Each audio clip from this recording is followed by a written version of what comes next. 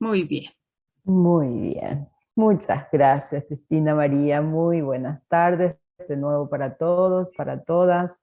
De nuevo aquí estamos con esta experiencia que le dimos en llamar itinerario formativo de la Red Latinoamericana de Tierras hacia una fraternidad posible. Recordarnos que nuestro propósito superior es caminar juntos hacia esa fraternidad posible y de esa manera ir haciendo este ejercicio cotidiano con estos encuentros intermedios que vamos a ir teniendo con los facilitadores o tutores que dimos en nombrar. Y hoy tenemos una de las experiencias muy significativas de América Latina que vienen los compañeros del Movimiento Sin Tierra del Brasil a contarnos. Entonces agradecemos a ellos, a su historia, a esa porción de América Latina que tanto nos nutre, nos nutrió y nos va a seguir nutriendo, porque como hemos dicho, este itinerario formativo busca volver sobre las huellas que nos han dejado muchos aprendizajes, que han nutrido muchas nuevas teorías en América Latina, alimentando también ya otras que se han elaborado, se han encontrado en otras latitudes. Dentro de esta idea, más que buscadores, hoy somos encontradores. Nos estamos encontrando y nos estamos reencontrando. Entonces, sin más decir que Ney Orsekovic y Priscila Facina Monerat nos expondrán hoy en primera instancia Ney, y el título de la ponencia en este caso será o es el relato histórico del proceso de acceso a tierra de la reforma agraria a partir de la lucha del movimiento sin tierra. Ney es campesino agroecológico, es profesor de filosofía asentado en el asentamiento Contestado en el municipio de Lapa, Paraná. Es militante del movimiento Sin Tierra desde 1995, contribuye en el sector de formación nacional en la ENF entre los años 2006 al 2011. Entonces, gracias Ney por tu presencia y por tu historia, por tus saberes, lo que hoy nos vas a estar compartiendo desde esa rica historia del movimiento Sin Tierra del Brasil. Ney, ¿estás? Adela- Adelante, Ney. Micrófono. Ok, agora sim. Boa noite a todos e todas. Vou falar em português. Infelizmente, na nossa colonização na América Latina, nos dividiram entre portugueses e espanhóis, e agora dá esses contratempos aí nas nossas reuniões e encontros, né? Então, mas mesmo assim, é possível a gente se comunicar e se entender com todo esse processo importante da luta dos povos na América Latina, da luta do povo camponês, na sua grande batalha diária, histórica, no sentido da construção de um projeto que, de fato, defenda os povos do campo, né? Então, a minha fala vai mais ou menos uns 30 minutos a 35 minutos. Inicialmente, eu quero apresentar alguns elementos históricos, né, da questão agrária brasileira, alguns elementos para a gente pensar e refletir, que me parece que não é muito diferente dos outros países na América Latina, mas alguns elementos com certeza se aproximam e se parecem muito a nossa realidade do campo, né, aqui na América Latina como um todo. Então, e no segundo momento, eu quero trazer mais os elementos aí do Movimento Sem Terra e algumas ideias do projeto de reforma agrária que o MST vem construindo desde 84. Então, é importante, talvez, trazer esses elementos para a gente compreender a fala e fazer as relações aí em cada país, né?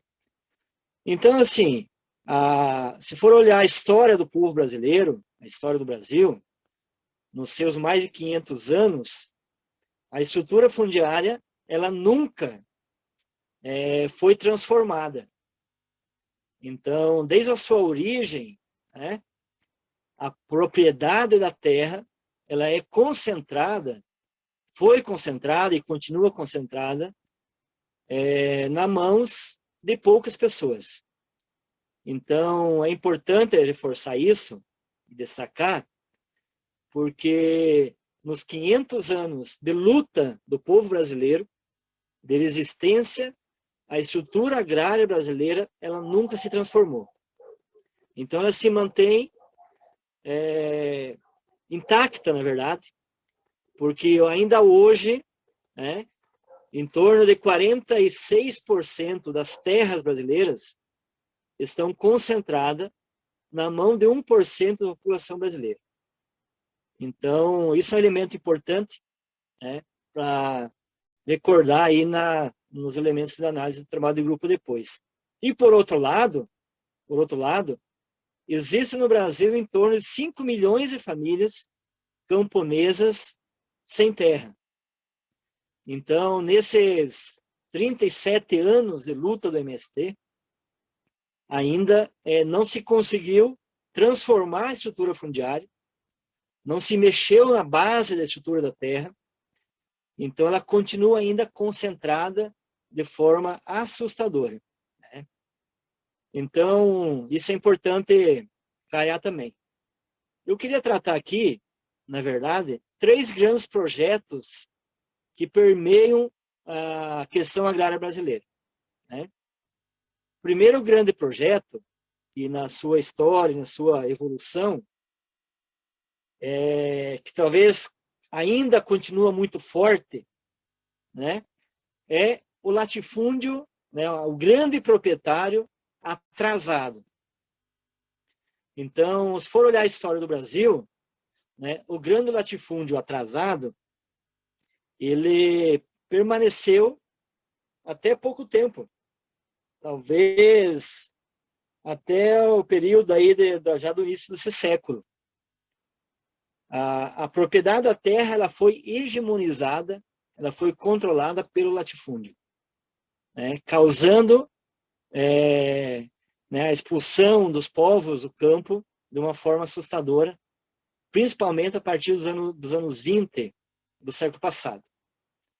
Mas esse projeto do latifúndio atrasado, violento, né, do coronelismo, ele é um fator importante na análise e da concentração da terra aqui no Brasil, tá? Então, é importante destacar essa forma de projeto bastante duradoura na história do Brasil, né? O segundo grande projeto, que se forjou a partir dos anos 90 e principalmente a partir do ano 2000, é o projeto do agronegócio. Então, o latifúndio atrasado, improdutivo, ele foi sendo substituído na história, aí no começo desse século, pelo agronegócio. Ou seja, por um grande latifúndio tecnológico, uma tecnologia muito mais evoluída e com uma grande produtividade no campo brasileiro, né? Então, o agronegócio em si, no conceito do agronegócio, é um campo sem gente, porque não precisa nem do latifúndio atrasado, porque produz muito, com altas tecnologias, e também não precisa da mão de obra do agricultor, do camponês, que vivia em torno das grandes fazendas. Porque o pacote tecnológico, ele foi derrotando o latifúndio atrasado e foi expulsando cada vez mais os camponeses, os povos do campo, em torno das fazendas, dos pequenos municípios, das pequenas cidades, causando um grande impacto nas relações de trabalho, né, importante reforçar, um grande impacto ambiental, né, e um grande impacto principalmente na contaminação pelo grande uso dos agrotóxicos.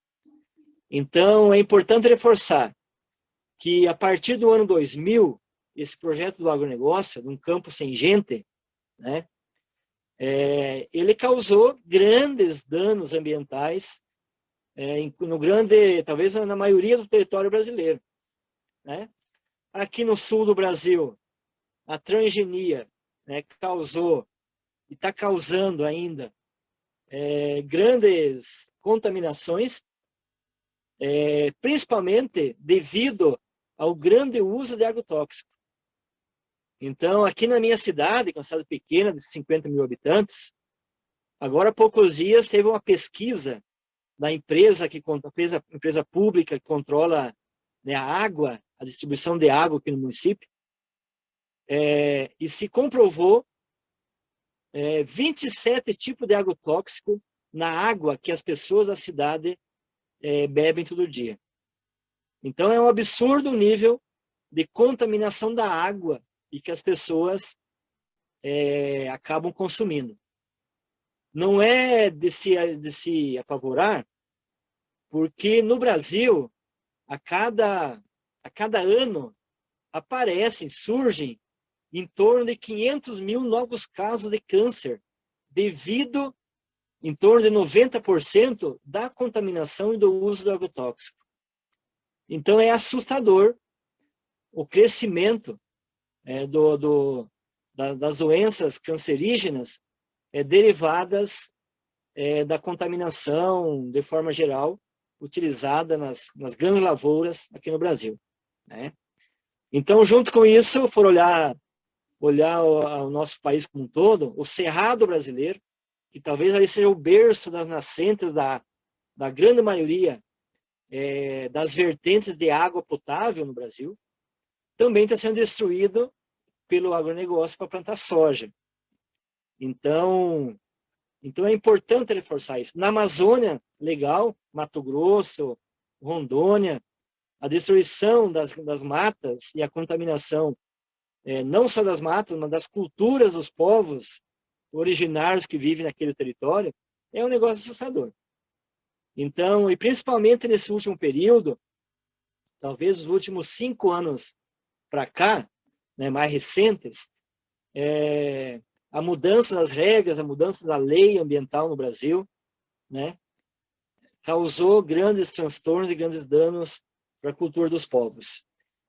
E agora, na atualidade, na verdade, muito mais ofensivo, muito mais violento, né, é a ofensiva do agronegócio nas terras indígenas. Então, essa semana tem um grande movimento nacional dos povos originários em Brasília, lutando para que, de fato, não se mude uma lei que vai prejudicar e que vai excluir cada vez mais os povos originários do campo. Então, é assustador o que o governo brasileiro vem fazendo, no sentido de não ter regras para que o agronegócio consiga produzir commodities, né? Tanto a soja, né, o gado, os recursos naturais. Então, há uma ofensiva muito grande do capital, né, em torno desse projeto estratégico para eles, no sentido de aumentar a sua produção de mercadorias. Então, tem um debate que a gente faz muito aqui no Brasil, né, que o agronegócio tem uma propaganda muito grande, no sentido que diz assim, ó, o agronegócio, o agro é pop, o agro produz alimentos, vírgula, produz commodities. Né? O povo brasileiro não tem condição hoje de comer carne, não tem condição de se alimentar e não tem condição por exemplo, de se alimentar com a produção do agronegócio. Então, esse é o projeto hegemônico no Brasil, que tem uma ofensiva muito grande, de forma geral. E o terceiro grande projeto em discussão é o projeto, né, da agricultura familiar e da agricultura camponesa. Então, nesse contexto, é que a reforma agrária, a luta do MST, ela se coloca como estratégica, né? Porque desde o surgimento do MST de 84, né, o crescimento, as lutas, a conquista de centenas de assentamentos no Brasil, de forma geral, a conquista de mais de 380 mil famílias que, a partir da luta do MST, hoje são assentadas, têm a posse da terra. Com o crescimento e o enfrentamento, na verdade, dos nossos inimigos no campo, mesmo assim, a agricultura familiar, a agricultura camponesa, ela produz em torno de 80% do alimento do povo brasileiro. Então, na verdade, quem produz alimento saudável é o camponês, são os agricultores familiares de norte a sul do nosso país. Não é o agronegócio. Não é o agronegócio. Então, é importante que a diversidade camponesa na produção de alimentos, ela se coloca como estratégica no sentido de fortalecer o nosso projeto, fortalecer o projeto de vida do campo. Porque a agricultura familiar, a agricultura camponesa, ela garante a cultura no campo. E por isso que a reforma agrária, sendo nesse processo dos 37 anos do MST, ele vai criando em cada momento histórico, né, alguns elementos conjunturais que vai sendo agregados na nossa luta pela reforma agrária, na nossa luta contra essa concentração de terra, essa concentração de riqueza que existe no nosso país. Então, nos anos 90, teve uma imensidão de assentamentos conquistadas pelo movimento, porque havia uma conjuntura mais propícia para avançar a reforma agrária. Porque naquele período, dos anos de 94 até 2002, o projeto neoliberal no Brasil causou uma grande massa de desempregados a partir das privatizações, das empresas estatais e assim por diante.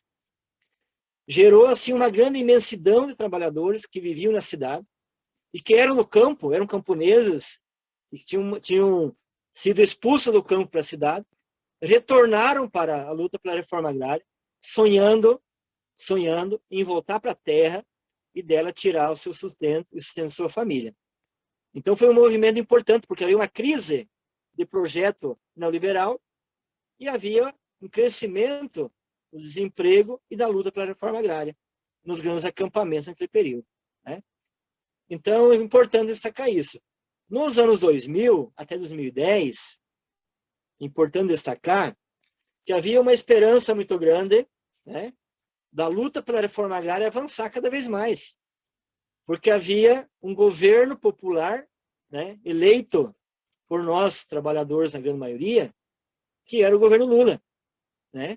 Então, no governo PT, o Partido dos Trabalhadores, no governo Lula, teve uma disputa desses dois projetos, principalmente o projeto do agronegócio e o projeto camponês, né? O projeto da agricultura familiar, incluindo esse projeto a reforma agrária, né? Infelizmente, nós não tivemos força suficiente para enfrentar o agronegócio e ele se tornou hegemônico. Ele nos enfrentou o projeto camponês, projeto de campo.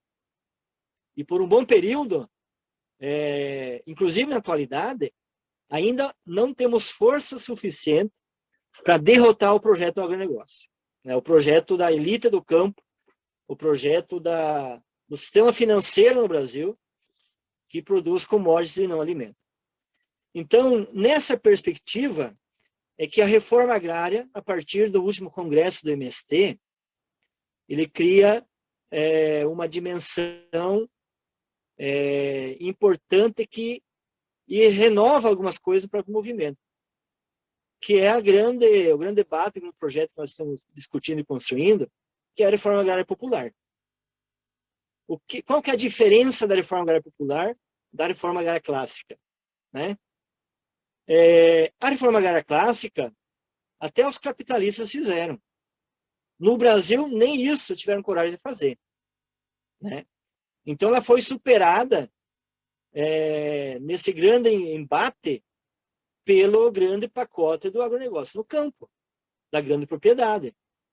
Inclusive, as pequenas propriedades familiares, na grande maioria, reproduz a ideologia do agronegócio. Inclusive, alguns assentamentos da reforma agrária também reproduz a ideologia do agronegócio porque transferiu a grande propriedade para a pequena propriedade, no sentido da produção de soja, né, na produção de transgênicos e assim por diante. Então, é um debate bem importante de se fazer também. E a reforma agrária, ela aparece principalmente com o primeiro grande desafio, que é a reforma agrária popular. Né? Então, a reforma agrária que nós sonhamos, que nós queremos construir, que nós lutamos, ela precisa produzir alimentos saudáveis. Porque o alimento contaminado, o agronegócio produz. Então, o que vai diferenciar a luta para a reforma agrária? O que lá no balcão, no mercado, no supermercado, na feira, vai diferenciar o produto camponês, o produto da reforma agrária, o produto do agronegócio? É o alimento saudável. Por isso que a Priscila vai trabalhar um pouco mais amanhã, né? É o tema da agroecologia, do que o movimento entende nessa perspectiva da produção de alimentos e essa proposta que nós vamos construindo da agroecologia. Então, produzir alimentos saudáveis é um desafio muito grande na reforma agrária popular. Né?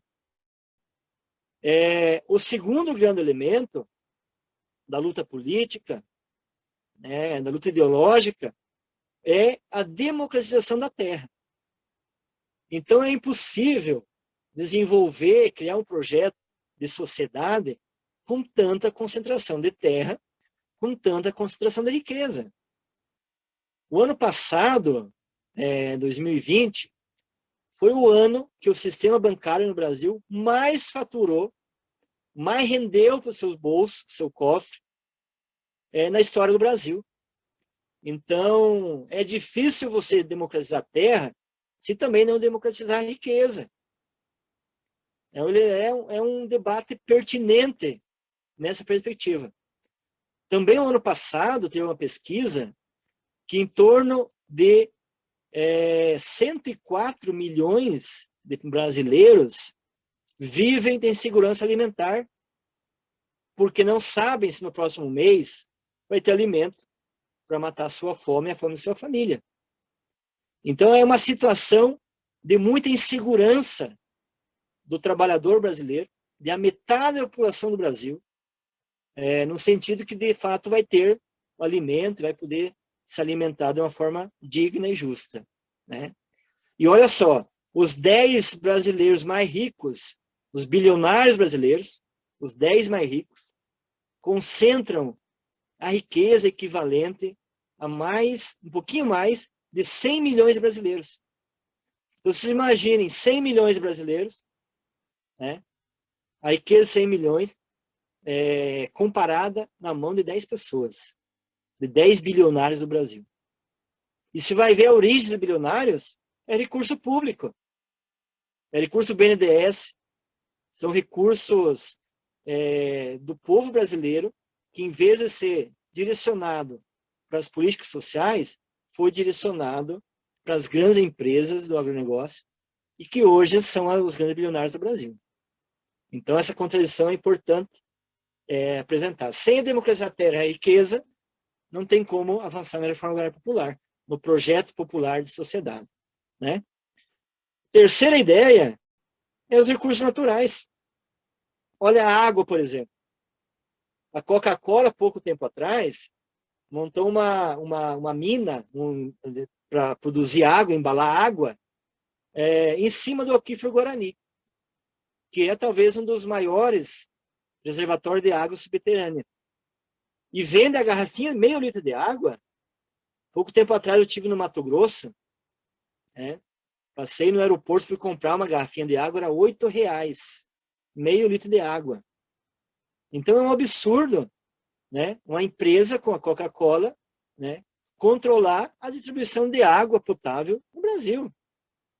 E o pior disso, a privatização das empresas estatais, para que se passe para a propriedade privada das grandes empresas. Então, cuidar da água faz parte, né? Cuidar do recurso natural que é a água faz parte da reforma agrária popular, né? Cuidar dos recursos naturais, dos minérios, cuidar da natureza, né? Faz parte desse grande projeto de sociedade, e por isso que a reforma agrária é importante. Tem alguns assentamentos no Brasil que tem minas de ouro, que tem minas de petróleo, tem minério de ferro, minério de cobre, tem o nióbio, que é um minério muito importante na humanidade hoje, porque tem a ver com a tecnologia, com o enriquecimento do ferro e assim por diante, que o Brasil tem 98% das reservas no mundo. E sabe o que eles fizeram um pouco tempo atrás? Entregaram no estado de Minas Gerais, entregaram a maior mina de nióbio do Brasil para a Samsung, a empresa japonesa, explorar e controlar com a sua própria tecnologia. Então, para você ter uma ideia que defender os recursos naturais faz parte do projeto estratégico de sociedade, né? A quarta ideia, né, é construir uma nova matriz tecnológica. Então, que tem de fato a gente controla a semente, que os trabalhadores controlem a sua produção de insumos, né, que os trabalhadores consigam produzir um alimento de qualidade, que consigam desenvolver uma tecnologia apropriada para o pequeno camponês, para os povos do campo, que se crie política pública para que nós camponeses também tiver acesso, né, a essas tecnologias que hoje é controlado pelo agronegócio.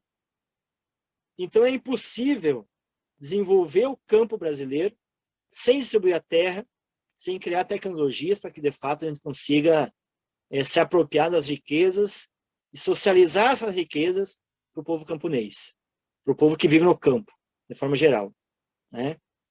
Então é importante, de fato, nós construir essa nova matriz tecnológica para a gente ter soberania, para que o povo possa ter soberania, possa controlar, não precisa depender do agronegócio, da transgenia, das grandes empresas, para a gente poder produzir, né?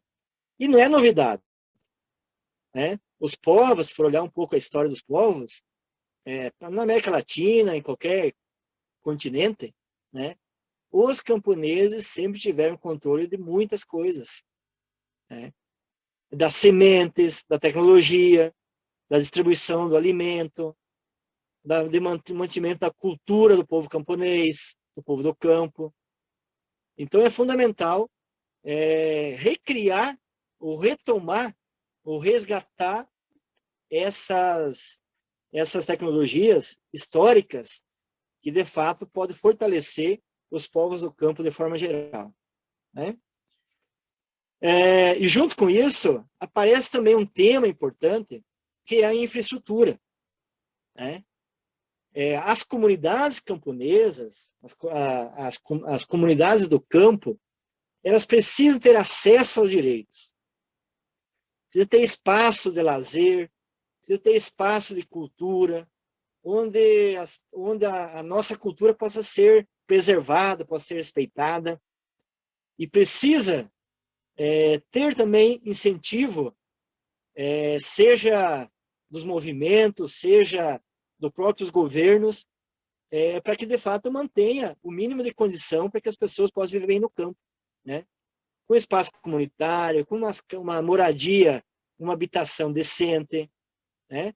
Então, e com outros fatores que são importantes no sentido de manter a estrutura nas comunidades camponesas.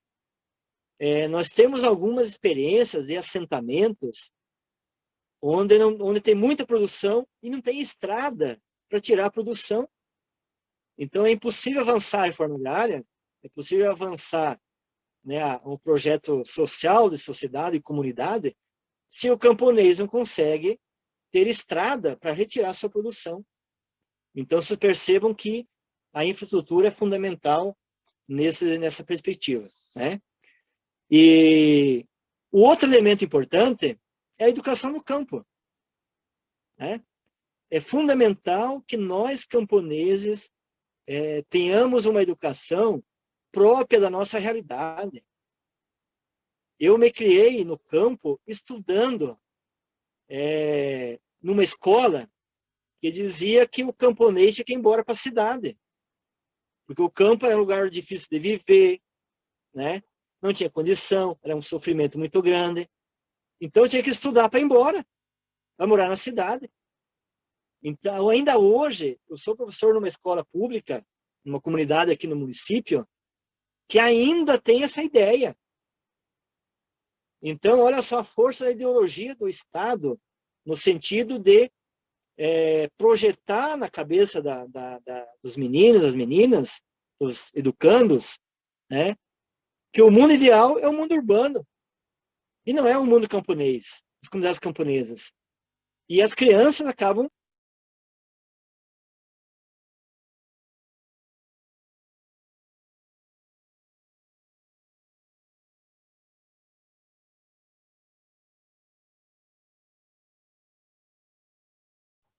Ney, micrófono. Ney, tu micrófono. concluindo então. Estou terminando aqui, tá bom? Para nós construir, de fato, um projeto de sociedade, onde a reforma agrária popular tem espaço, né, a gente precisa transformar também a natureza do Estado. Queiramos ou não, a relação do movimento social, na forma organizativa, na forma política, da luta, da organização para a ocupação da terra, na organização da produção, na organização da agroindústria, na organização da escola, né, precisa mudar também o caráter do Estado. Então, a luta social por um projeto de sociedade, né, um projeto anticapitalista, um projeto que projeta ideias e valores socialistas, precisa passar por essa desestruturação do Estado capitalista e a construção de um Estado que possa garantir o incentivo e os direitos de toda a classe trabalhadora de forma geral. Então, por isso que mexer na estrutura agrária brasileira, né, precisamos sim distribuir terra, distribuir riqueza, garantir que quem vive no campo tem condição, seja camponês, seja povos originários, tem uma batalha muito grande para a demarcação aqui no Brasil, né? Então, precisa sim ter pressão social organizada para que a gente consiga, de fato, implementar um projeto de sociedade de forma mais ampla e que defenda, de fato, o ser humano como centro do projeto político e do projeto de sociedade. Então, essa é um pouco a minha fala. Eu ultrapassei um pouquinho aí do combinado, os 35 minutos, mas estamos aí, então, abertos para as questões aí dos grupos depois. Obrigado. Gracias, Ney. Muchas gracias, obrigado. Modesta, haríamos un intervalo de 10 minutitos, Sí. y luego, aquí estamos con Modesta, y luego aprovecharíamos para pensar algunas preguntas y reflexiones, porque Ney nos daría una consigna para trabajar en grupos como la clase pasada. Sí. Bueno. Bueno, entonces 10 minuticos de intervalo. Voy a detener la grabación, ¿les parece? Ujú.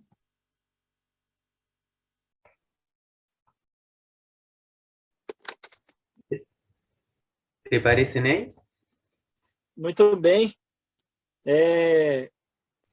Pensei aqui dois temas.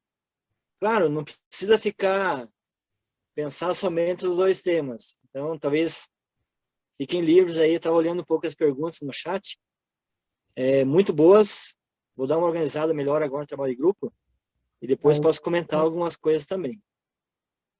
Mas a primeira questão que poderia assim, orientar um pouco mais a intervenção depois dos grupos. Bien, bien. Cristina, si querés ponernos en los grupos, activar el proceso. Ustedes saben que los grupos ahora serían al azar para poder seguirnos conociendo, mezclándonos, entramándonos entre todos. Y luego, después de la clase de hoy, cuando termine la clase de hoy, durante el día de mañana, antes de recibirla a Priscila, Cristina también los incorporará en estos 13 grupos que hemos armado, en los cuales en cada grupo tendrán un tutor, que la idea es ayudarnos a fomentar el diálogo, ocuparse de poder armar la reunión Zoom, para que en el transcurso entre clase y clase ustedes puedan encontrarse con el grupo y seguir profundizando todos estos temas, y que este grupo lo vamos a mantener hasta final del itinerario. Pero ahora en las reuniones decíamos también, para poder seguirnos conociendo con otros, poder hacerlo al azar. Así que sería el caso hoy, Cristina. Bien, Carlos, muchas gracias. Voy a abrirles sus micrófonos para que puedan compartir en los grupos. Ahora se cierran los de los coanfitriones, pueden volverlos a abrir si desean hablar. Neil estaba por dar una indicación para los grupos. Y les voy a hacer la invitación, correcto. Por favor, la aceptan, ¿no? Recuerden que les llega ahí a su pantalla una invitación. Entonces, Cristina. Sí, me escuchan, Carlos. Ahí Ney nos iba a decir algo más. Es verdad que la traducción nos llegó un cachito tarde y no escuchamos ese pedacito. Ney, ¿quieres retomar lo que nos ibas a decir?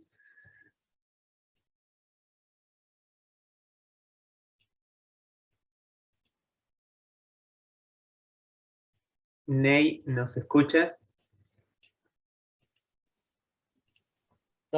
Duas questões rápidas, assim, para pensar um pouco a proposta. Primeira, o que seria, quais elementos, quais valores poderiam ser central para nós, camponeses, trabalhadores, possamos construir uma nova sociedade? Que fatores, né? Que ideias poderia ser a base de sustentação de um novo projeto, uma nova sociedade? Ok? Segunda, quais são as formas de lutas que temos nos países que poderia ser socializado nesse momento para enriquecer esse projeto de sociedade que nós queremos? Então, eu falei muito da luta para a reforma agrária, né, da nossa questão atual aqui no Brasil, e os desafios de construir a reforma agrária popular que a gente tem. Agora, que elementos, que lutas existem nos países que pudessem ajudar a fortalecer isso? Tranquilo?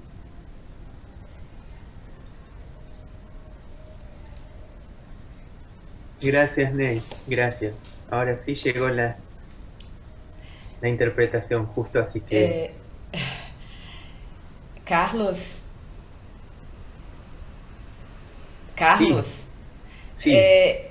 Um número grande de pessoas já tinham se juntado ao grupo quando o Ney formulou as perguntas. Seria possível colocá-las no chat? Bueno, bienvenidos a todos. Volvemos a la traducción, así para que puedan quienes son de habla portuguesa seguirnos a nosotros, y después nosotros poder seguirlos mejor a Ney. Bien, Ney, había algunas preguntas en el chat que vos querías abordar y luego a quienes levanten la mano de los grupos aprovecharemos hasta las 8:55 antes de hacer la conclusión para que nos puedan ir compartiendo lo que pudieron hablar y mañana volveremos a continuar de esta manera. Bueno, Ney, te dejamos em tuas manos. Muito bem. Então, as perguntas, vou comentar de forma rápida. A participação, a relação da Igreja Católica, na verdade, na luta pela reforma agrária, né? Então, sempre foi muito parceira, parte da Igreja na luta pela reforma agrária e por um projeto de sociedade, né? Então, eu sempre falo que não dá para dizer que é a Igreja Católica que apoia a reforma agrária de forma geral. É parte da Igreja Católica que vem ainda da teologia da libertação, né, das comunidades eclesiais de base, das SEBs. Então, essa parte da Igreja, daí gerou a CPT, gerou outros pastorais sociais, não tenho dúvida que é comprometida, né, com o projeto de sociedade e defensora da reforma agrária e aliados históricos do movimento Sem Terra, né? Nós tivemos um período, talvez assim, olhando, eu fui seminarista, tive por dentro da igreja também, teve um período que a igreja se afastou do movimento, né? E o movimento também se afastou muito mais da estrutura da igreja. Eu acho que agora, né, com o nosso companheiro argentino, o Papa Francisco, né, talvez assim teve uma aproximação maior de parte da igreja novamente com as lutas, não só pela reforma agrária, as lutas sociais de forma ampla. Então, eu acho que nós estamos num processo de retomar a participação e o debate, na verdade, a grande maioria da Igreja Católica voltando a se aproximar do debate político, da conjuntura, né, das lutas do povo brasileiro.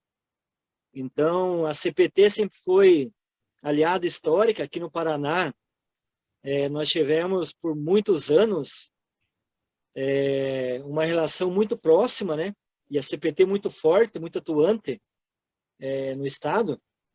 Hoje nem tanto, né? Tem uma retomada, mas faz parte da conjuntura histórica, política e assim por diante. Hoje, nós temos aqui no estado em torno de 90 acampamentos, em torno de 8.000 famílias sem terra, que ainda vivem em áreas, em fazendas irregulares, e graças à relação da igreja, de alguns bispos aqui no estado, nós conseguimos, numa estratégia, neutralizar o governo estadual, que também é neoliberal, capitalista, no sentido de não haver reintegração ou despejo das famílias. Então, a igreja voltou a ter um papel, né, atuante aqui no estado do Paraná. Então, isso nos alegra muito, né? É um esforço grande no sentido de garantir essa parceria e essa solidariedade. A outra questão quando apareceu várias em torno das cozinhas solidárias, né, da doação de alimento, do plantio de árvores. Eu acho que são questões bem estratégicas no sentido de aproximar o campo e a cidade, né, os trabalhadores camponeses, né, dos trabalhadores urbanos. Então, para ter uma ideia, aqui no estado nós temos um espaço. Nós construímos uma cozinha solidária, a qual já damos em torno de 50.000 marmitas. Toda quarta-feira, um dia por semana, a gente faz uma entrega nas pessoas vulneráveis de toda Curitiba, nas praças, assim por diante. E o alimento é produzido, a grande maioria, aqui no assentamento contestado, num território o qual tem a Escola Latino-Americana de Agroecologia.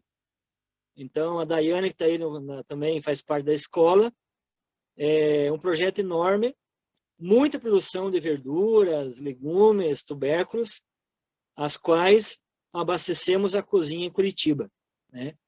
Além disso, o Paraná passou já de 500 toneladas de alimentos. Então, a arrecadação dos assentamentos aqui no estado ultrapassaram 500 toneladas de alimentos, as quais é distribuída, temos um planejamento aqui, né, de cada mês, uma região, nossa estrutura organizativa nos garante que uma região do estado arrecade e faça doação de alimentos, né? A nossa região aqui em torno de Curitiba, que é a capital do Paraná, uma vez por mês, a gente ajuda, né, na arrecadação e na doação, para abastecer um grupo, além das marmitas, um grupo de uma comunidade na periferia de Curitiba, né? E além disso, nós implementamos algumas hortas comunitárias, a partir da experiência aqui da Escola Latina. Então, tem algumas experiências, em parceria, inclusive, com a igreja, uma comunidade religiosa, de freiras, né? Tem uma experiência bem importante, bem bonita, além da igreja, em alguns bairros aqui em Curitiba, e essa relação da escola, né, dos trabalhadores do campo com os trabalhadores da cidade. E é impressionante o nível, a quantidade de pessoas que vivem sem ter renda, sem ter ganho nenhum. Então o alimento orgânico, né, o alimento agroecológico que é produzido na nossa região, garante sim um alimento de qualidade para algumas pessoas que passam por essa situação de desemprego, de crise e assim por diante. E a campanha de plantar árvores, então, foi lançada no movimento há uns 2 anos. A nossa meta, que em 10 anos queremos plantar 100 milhões de árvores. Aqui no Paraná, todo dia estão plantando árvores. Aqui no assentamento nós temos a meta desse ano de plantar em torno de 50 mil mudas de árvores nativas. Por que isso é importante? Porque faz uma relação, uma aliança com os trabalhadores, com os ecologistas e principalmente com a natureza. Enquanto o agronegócio destrói, né, o povo trabalhador, sem terra, camponês, constrói, replanta, planta, né?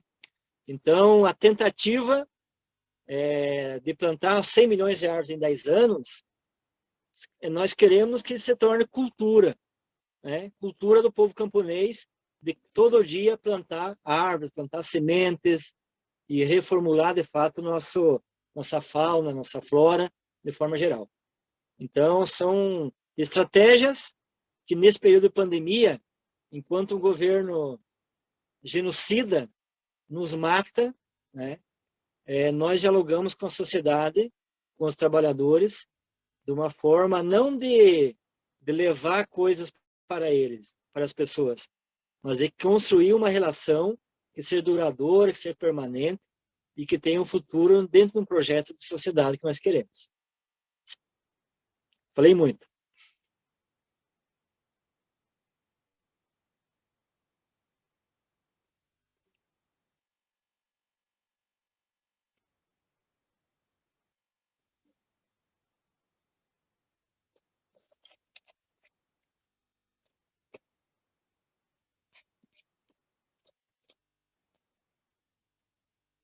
Isso, Carlos. Bien, bien. Parece bárbaro.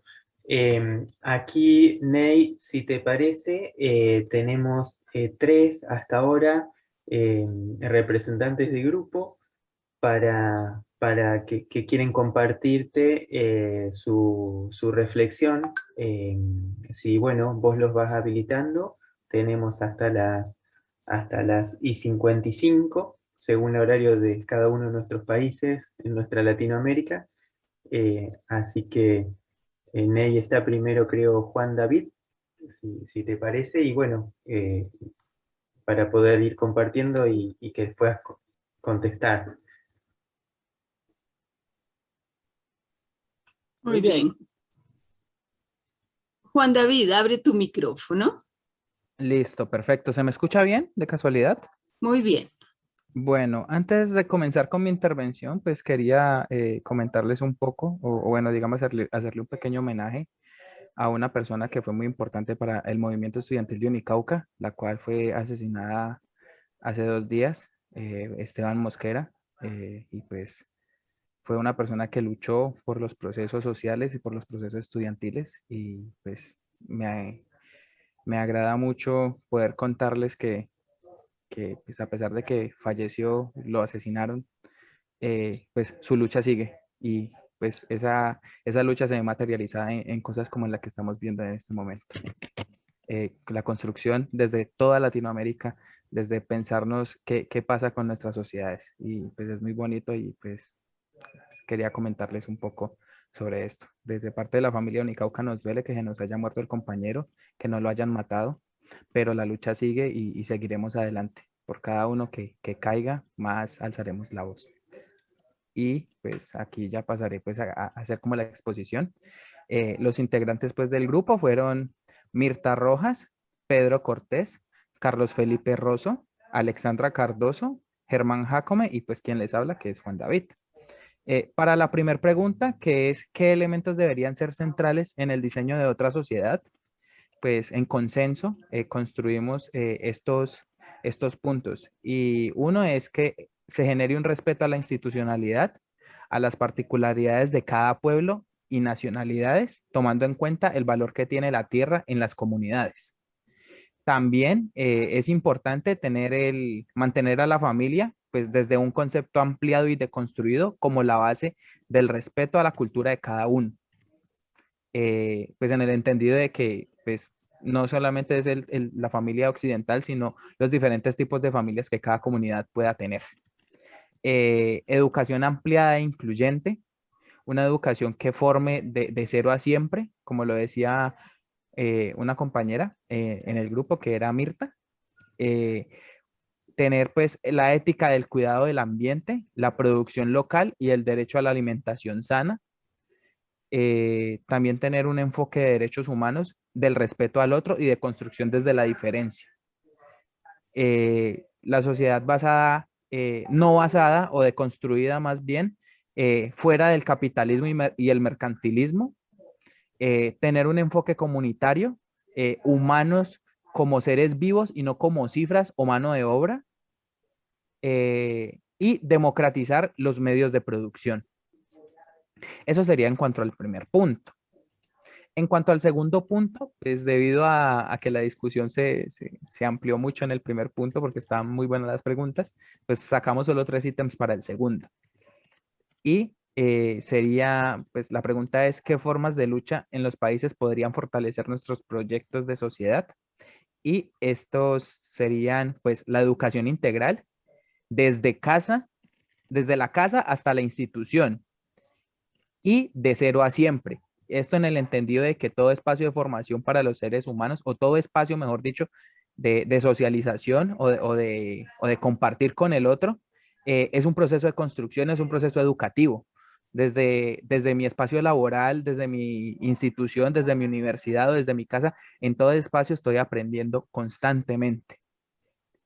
El segundo sería la reivindicación desde la protesta social de los procesos sociales, culturales, étnicos, a fin de construir desde la diferencia en pro de una sociedad mejor e incluyente. Pues esto en el entendido de que desde los diferentes países, o mejor dicho, en los diferentes países al interior hay diferentes grupos sociales y grupos étnicos, y todos estos hacen parte del mismo país, pero tienen problemáticas diferentes, y desde esas diferencias se tiene que construir para que todos estén contentos y tengan pleno goce de derechos. Y el tercer punto sería la academia ampliada, y estos son espacios de discusión y construcción social que se podría definir como academia al barrio o debates sociales que construyan insumos para políticas públicas reales. Este punto tiene que ver en que Si bien es cierto, los espacios de formación como las universidades generan estos debates y estas discusiones, se piensa para una construcción social real que estos espacios rompan las barreras de la universidad y puedan llegar a los barrios para construir propuestas reales o para dar información y sacar insumos desde estos barrios o desde estas localidades con el fin de tener una certeza de qué está pasando en la sociedad desde los diferentes espacios. También esto también abarca la ruralidad. Y eso sería pues un poco la intervención de nuestro grupo. Muchísimas gracias.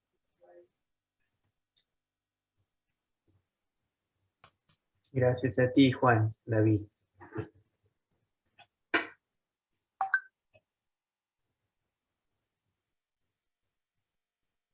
¿Avanzamos? Avanzamos, sí. Bueno, entonces Margarita, a ver, te invito a abrir el micrófono. Gracias, buenas noches a todos y todas.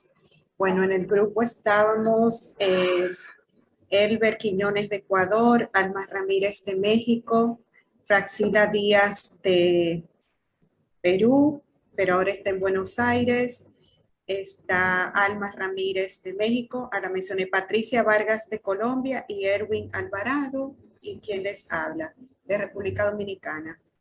Entonces, Erwin Alvarado también de Perú. Entonces, decíamos que en uno que otro lugar coinciden los problemas que contaba Neil de Brasil. En mi país, sobre todo el tema del agua. Patricia hablaba de que la gente se va yendo, aunque tenga, no sea la tierra el problema, o sea, la tenencia de la tierra, pero no tienen cómo producir, no tienen los medios, no tienen los recursos, que eso es algo que también pasa en nuestro país. Entonces, en Esmeralda, en Ecuador, hay un problema similar, el tema de la tierra, y se hablaba también de que hay reformas, creo que Erwin decía que en su país, en Perú, se está hablando ya de una segunda reforma agraria.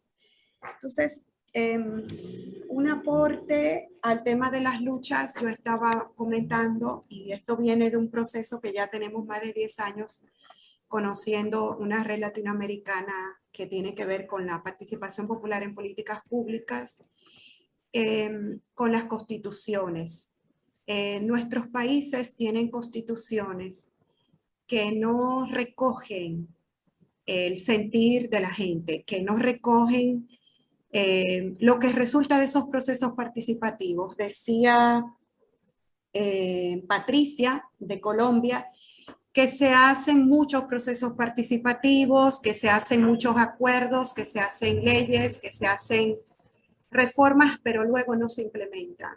Entonces, yo hacía la propuesta que miremos lo que está haciendo Chile con su transformación de su constitución, en la cual pueden entrar los grupos hasta ahora excluidos de espacios de tomas de decisiones. También mencionaba el caso de lo que sucedió en Argentina en el 2001, cuando hicieron saltar la gente, los presidentes, 5 presidentes en 10 días.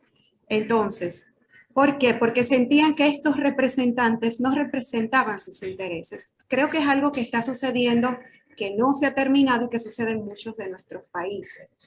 Entonces, la propuesta es que la lucha sea para que nuestras constituciones sean de verdad democráticas. Yo hacía esto con la mano, acá están los tomadores de decisiones, supuestamente representantes, pero no representan los intereses de las bases.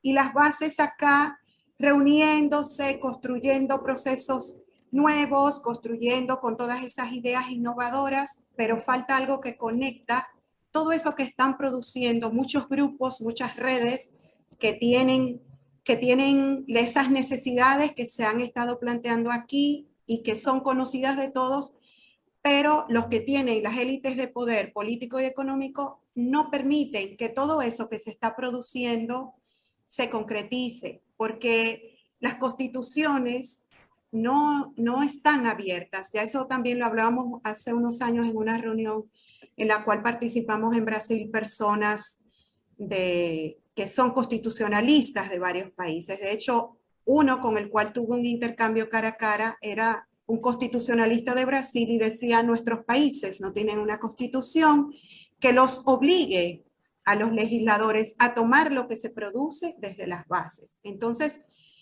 creo que hay muchas cosas producidas, muchos ejemplos aislados de mecanismos de democracia deliberativa. Colombia tiene procesos así, Brasil, Argentina, o sea, hay muchos mecanismos que ya existen, que solamente tendríamos que lograr que fueran expandidos a escala en nuestros países, pero las constituciones tienen que estar abiertas a eso, porque si no nos vamos a cansar de hablar y las bases vamos a seguir luchando y los tomadores de decisiones van a seguir como hasta ahora, el status quo, o sea, esas luchas por la reivindicación mantiene el mismo status quo. El status quo para mí es esto que está ahora, ¿sí? Los que están en el poder siguen en el poder y los que están en las bases siguen en las bases y no se modifica. Creo que llegó la hora de un cambio de ese status quo, de los que están en el poder se abran. Y creo que Chile ahí está dando un paso en avance. No se ha terminado, pero se puede ver lo que ellos están haciendo.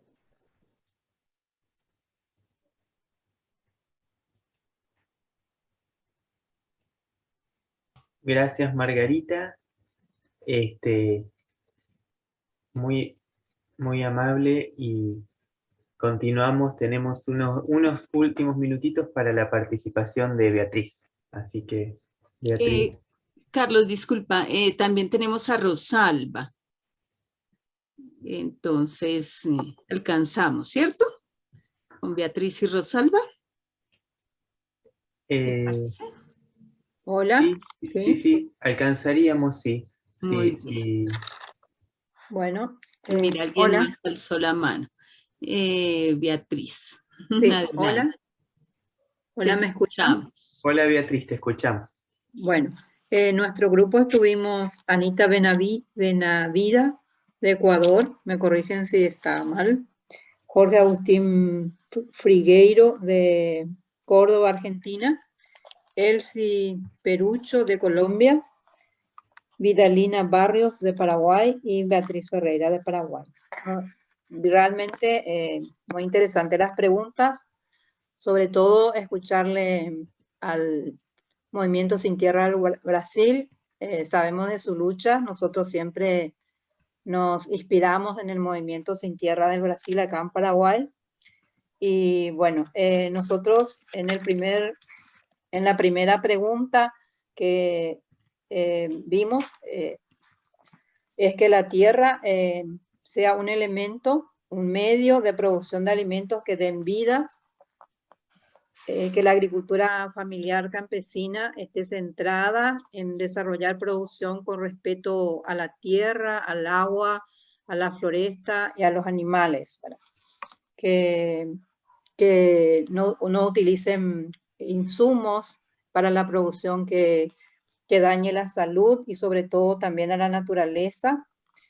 Una producción también que promueva el comercio justo, que la distribución de la tierra sea con justicia social. Aquí estábamos hablando que en todos nuestros países existen leyes, tenemos nuestra constitución y que muchas veces estas leyes son vulneradas, que no son cumplidas para los sectores más vulnerables, y que se siente digamos, muy fuerte el tema de la impunidad, que creo que está en todo el mundo, pero mucho más creo que en nuestros países, y que de esa manera es muy difícil realmente poder resistir, ¿verdad?, a los embates de los grandes terratenientes. También construcción desde la coincidencia y respetar la diferencia, que el elemento de cultura es muy importante tener en cuenta para todo, ¿verdad?, para la construcción de una otra sociedad. Eso es lo que vimos en cuanto a la primera pregunta. En cuanto a la segunda, realmente hemos empezado a debatir, pero se nos fue el tiempo y la compañera había indicado aquí, una de las compañeras, que el elemento de lucha central debe ser la educación integral para todos, sobre todo en cuanto a los derechos, que conozcamos los derechos para poder defenderlos, también para educación para producir, para una producción integral, para una organización solidaria, y también vemos que deberíamos tener una educación, digamos, una academia ampliada, que dé otra mirada de lo que hoy día nosotros estamos recibiendo, digamos, que mire otros aspectos de la sociedad. Hasta ahí lo que pudimos llegar. Muchas gracias, Beatriz. Bueno, Rosalba, por acá está Rosalba, permítanme. Rosalba, abre tu micrófono. Listo. Buenas noches. Bueno, en mi grupo hicimos un trabajo de romper las fronteras. Trabajamos 3 brasileras, una panameña y yo que soy colombiana. Wanda, Daya, Luciana, Itza y Rosalba. Y rompiendo las fronteras, pues empezamos a romper ese paradigma o ese miedo, digamos, a el hablar español o el hablar portugués. Y en eso nos empezamos a conocer, y pienso que ese es una como la analogía tal vez, o como lo que nosotros debemos empezar a hacer en Latinoamérica, romper las fronteras. Nosotros nos concentramos en el valorar lo local, y se dieron ejemplos de Brasil, de los mercados populares, se dio ejemplos, o se mencionó que durante la pandemia nunca había habido desabastecimiento.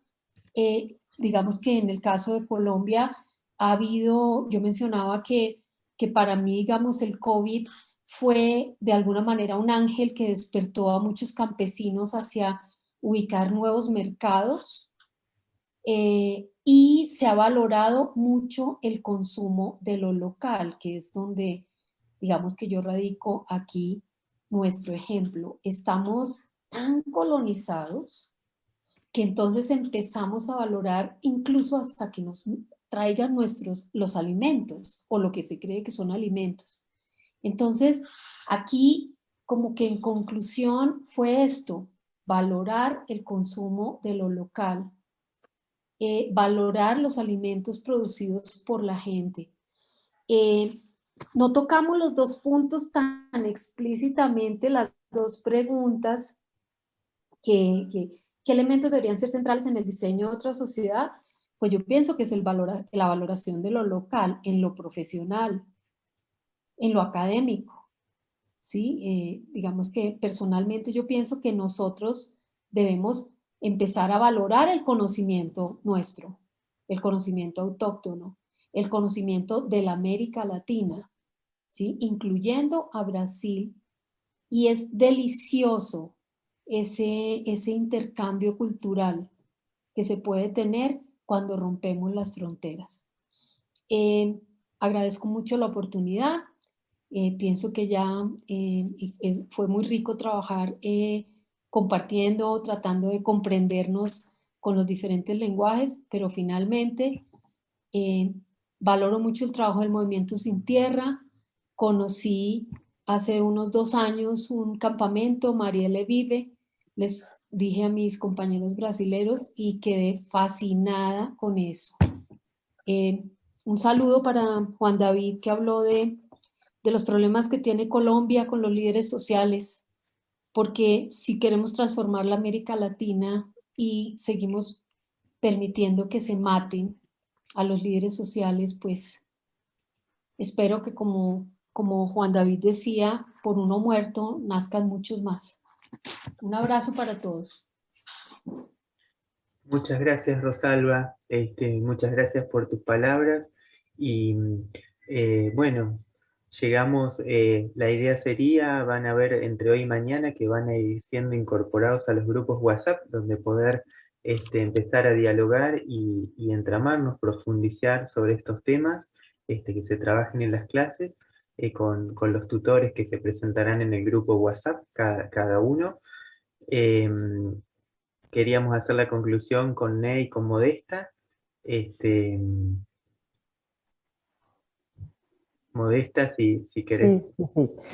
Sí, algunos aspectos así resaltantes que es muy difícil capaz de considerar todo, pero la ponencia de hoy como nos refuerza lo que de alguna manera lo venimos, nos viene inquietando, una distorsión grave del rol del Estado, ¿verdad? Los agronegocios se desarrollan un paradigma destructivo, destruye los soportes de la vida, tumba bosques, destruye semillas autóctonas, contamina las aguas y empobrece la tierra. Por tanto, genera inequidad, y cuando genera inequidad, por supuesto, se institucionaliza de una manera las injusticias. La reforma agraria que está pendiente sería una necesaria estrategia para la transformación del Estado, ¿verdad?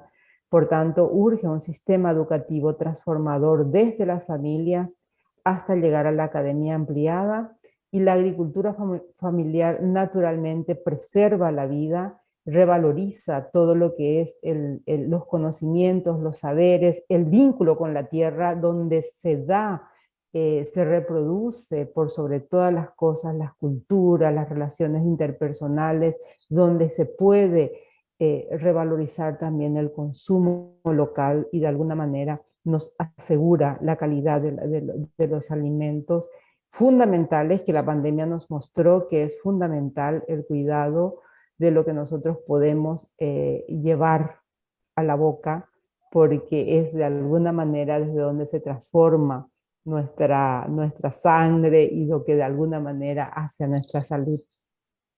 Entonces, esto yo recogí como conclusiones principales desde la experiencia, desde la rica experiencia, evidentemente totalmente inacabado lo que podríamos decir posiblemente desde la rica experiencia que nos compartió Ney, y de alguna manera lo que siempre impactó en la historia del movimiento Sin Tierra desde Brasil, y la posibilidad de poder interconectarnos y seguir avanzando, que seguiremos enriqueciendo en los grupos y también en el foro. Así, Carlos, gracias. Ney, si nos esperamos tu conclusión y las palabras de despedida hasta mañana, que nos volvemos a ver con Priscila, tu compañera. Claro.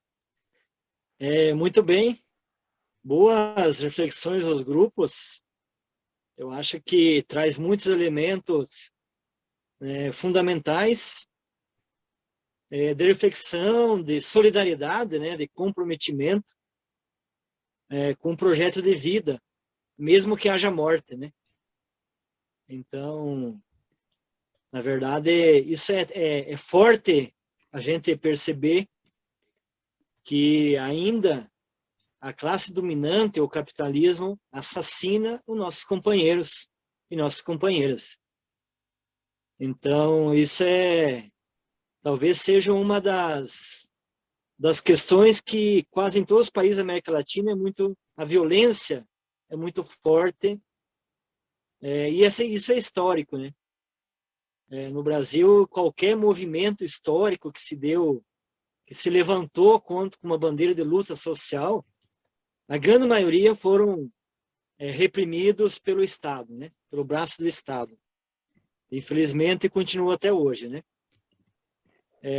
Quero destacar 2 elementos para concluir. Primeiro, a questão dessa questão da constitucionalidade, né, das leis, que no papel são muito bonitas, né? Nós temos no Brasil uma lei da reforma agrária que é maravilhosa.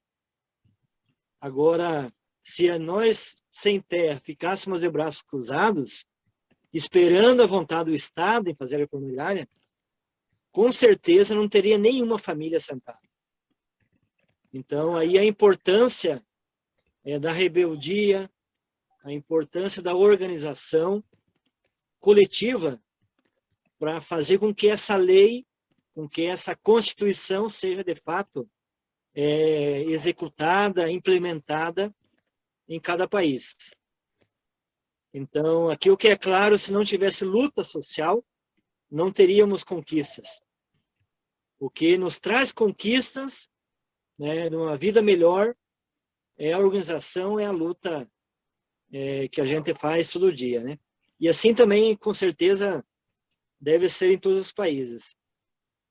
E o segundo elemento é a questão da educação, né? Eu, esses dias, na classe, trabalhando filosofia, com jovens de 15 a 18 anos, e o que me deparou foi uma crise de ser professor ou não, ou ser camponês. Eu tento fazer as duas coisas, e além disso a militância, mas mesmo assim, é difícil ser maestro em uma sociedade onde se nega o conhecimento das pessoas, né? A escola, né, o processo educativo formal, ele nos oprime. Não, é tão difícil de ter espaço para se fazer um debate, fazer uma leitura, onde os fake news, onde o senso comum, onde existe a negação do conhecimento, é difícil pela educação conseguir fazer transformação. A educação formal. Talvez a saída, como dizia nosso mestre Paulo Freire, né, seja a educação informal, a educação na luta política, a educação na organização, a educação que de fato forme a consciência ou novas consciências para um projeto novo de sociedade.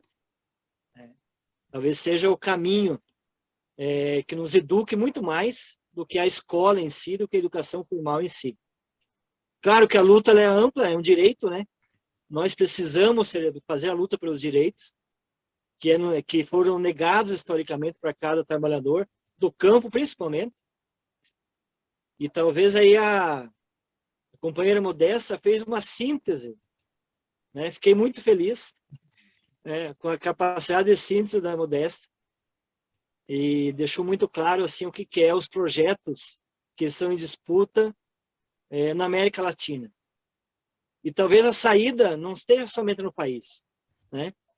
Somente em cada organização que a gente pertence, que a gente luta. Talvez a saída para nós derrotar o capitalismo e construir um projeto de sociedade onde nós, seres humanos, sejamos o centro, ele passa pela articulação dos povos, né, pela articulação das lutas em todo o nosso continente, em todo o nosso mundo. Então, não tenho dúvida que os problemas são parecidos, mas também as saídas, elas também são parecidas. E depende da nossa integração, da nossa articulação e da nossa capacidade de fazer essa leitura da realidade, e que cada local é diferente, mas tem coisas que nos unem, né? Então, nesse sentido, fico feliz assim pelas intervenções, agradeço muito aí o espaço, né, do movimento Poder Falar. Amanhã vou estar participando uma primeira parte, pelo menos, também, e a companheira Priscila vai dar continuidade exatamente nessa organização social do local, né, que a Arusalva falou bastante ali sobre o consumo local, a cultura local, né, e é fundamental para que essa luta localizada ela se torne universal. E talvez o alimento, né, o alimento agroecológico, o alimento puro, seja o caminho para unificar os trabalhadores num projeto de vida e nós coletivamente derrotar o projeto de morte que é o capitalismo. Graças. Na luta sempre.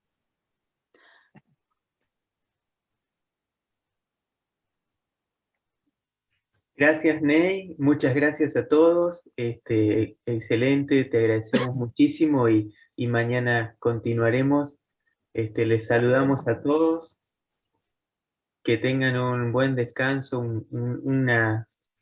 para continuar la reflexión y continuar mañana nuestro encuentro. Chao, chao. Bueno, voy a abrirles sus micrófonos. A ver. Hasta mañana. Gracias. Compañeros. Buenas noches, gracias. Gracias. Que descansen. Hasta mañana, feliz noche. Mañana. Chao. Mañana.